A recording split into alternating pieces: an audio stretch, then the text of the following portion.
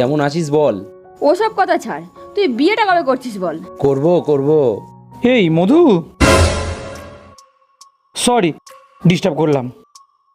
Disturb কেন করবে? কি রে, ভালো আছিস? হ্যাঁ, চলে যাচ্ছ? সূর্য, এতদিন পরে এসে তুমি কথা বলবে না? তা তুমি তো কথা বলছো, আবার আমাকেও বলতে হবে? কি রে, এখনো আমার উপর রাগ করে আছিস? দেখ ছোট্টু, তোর উপরে রাগ আমার সারা জীবনেও মিটবে না।